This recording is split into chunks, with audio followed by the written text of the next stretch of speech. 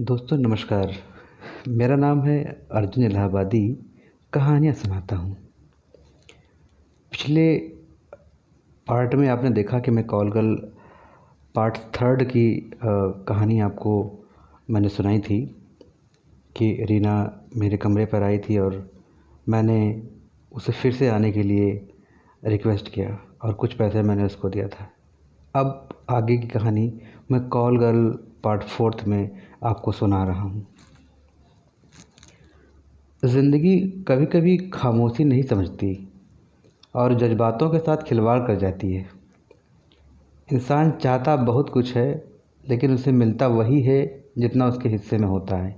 ये हम सब जानते हैं। इलाहाबाद यूनिवर्सिटी से निकलकर तेलियरगंज के 8x10 के कमरे में रहकर मुझे इतना तो समझ आ गया था कि दुनिया तुम्हारे हिसाब से नहीं चलती, बल्कि दुनिया अपने हिसाब से चलती है। रीना को देखकर मुझे इस बात का और अच्छे से अंदाज़ा हो गया था कि आपकी सफलता और असफलता के पीछे कर्म के साथ साथ किस्मत का भी बहुत बड़ा हाथ होता है। आम दिनों में दफ्तर से घर आने की कोई जल्दी नहीं होती थी, मगर रीना जब से दोबारा मेरे ज़िंदगी में आई थी, ऐसा लगता था कि कितनी जल्दी मैं घर पहुंच जाऊं और रीना की आवाज़ को सुन सकूं। बचपन में राजा और रानी के किस्से बहुत सुने थे, मगर बड़े हुए तो रोमियो और जूलियट के किस्से पढ़ने को मिले। मोहब्बत एक ऐसा शब्द है जिसे शब्दों में बयां नहीं किया जा सकता, केवल महसूस किया जा सकता है, यानी फील किया जा सकता है। और मेरे हिसाब से प्रेम को आप किसी एक पर्टिकुलर परिभाषा में आप नहीं बांध सकते हैं, जहाँ तक मेरा मानना है। मैं जब भी इस विषय पर सोचता हूँ तो खुद को मकड़ी के जाले में फंसा हुआ महसूस करता हूँ। रीना को मेरे पास आना मुझ में एक नई ऊर्जा का संचार जैसा था, बिल्कुल जादू जैसा, जिसने ना केवल मुझे प्रभावित किया बल्कि मेरी ज़िंदगी को बदल कर रख दिया। दूसरे दिन रीना जब मेरे पास आई तो उसे देखकर मैं भावुक हो गया। ऐसा लगा जैसे रेगिस्तान में प्यासे को पानी मिल गया हो। मैंने मन ही मन खुदा को शुक्रिया अदा किया। आज अगर तुम नहीं आती तो कहते कहते मैं रुक गया। ऐसा लगा जैसे आंखें बरस पड़ेंगी, मगर खुद को मैंने संभाल लिया था।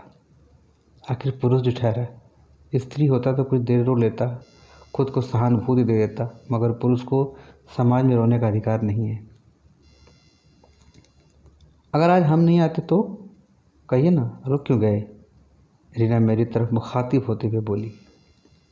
कुछ नहीं, मैंने जानबूझकर वाक्य को अधूरा ही छोड़ दिया।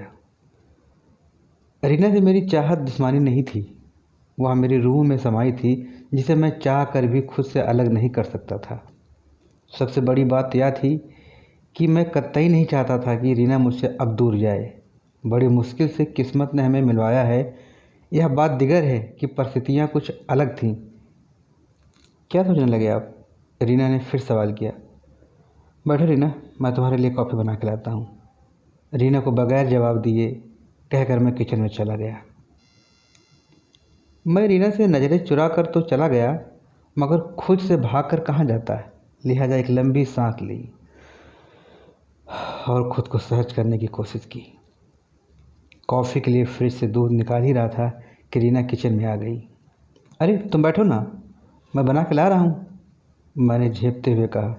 तखल्लुफ़ की कोई ज़रूरत नहीं श्रीमान, हम अजनबी नहीं हैं, रीना ने होठों पर हल्की सी मुस्कुराहट लाते हुए कहा और खुद ही कॉफ़ी बनाने में जुट गई। मैं किचन में उसके पीछे खड़ा उसकी बिखरी हुई खूबसूरत रेशमी जुल्फ़ों को निहार रहा था।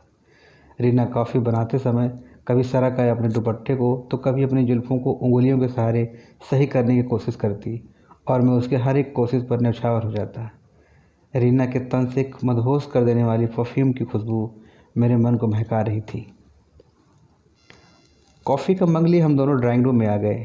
वाओ, काफ़ी अच्छी कॉफ़ी बनाती हो, मैंने कॉफ़ी को शिप करते हुए कहा। जी थैंक यू, उसने इतना ही कहा और जाने कहाँ खो गई। हेलो, कहाँ खो गई हो? मैंने रीना को टोका तो वह आतिश से बाहर लौटी। कहीं नहीं, रीना ने गंभीर होते हुए जवाब दिया। रीना, तुम मुझसे अपने दिल की बात कह सकती हो।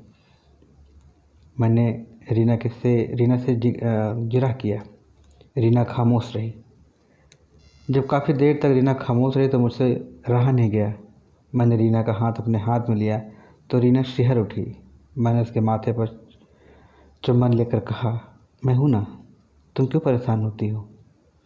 रीना ने खामोश आंखों से जब मेरी तरफ देखा तो मैं अंदर ही अंदर तक पिघल गया और फिर रीना मेरी बाहों में समा गई। बहुत देर तक हम एक दूसरे से गले लगे रहे और सन्नाटा हम दोनों के बीच में पसरा रहा। ऐसा लगा जैसे सदियों बाद हम दोनों एक हुई हों। बस आज कॉल गर्ल कहानी का 4th पार्ट यहीं तक। कल मैं आपके लिए ले आऊँगा कॉल गर्ल कहानी का 5वां भाग। उम्मीद है आपको पसंद आई होगी ये कहानी। कृपया कमेंट करें, ज़रूर बताएं। Thank you.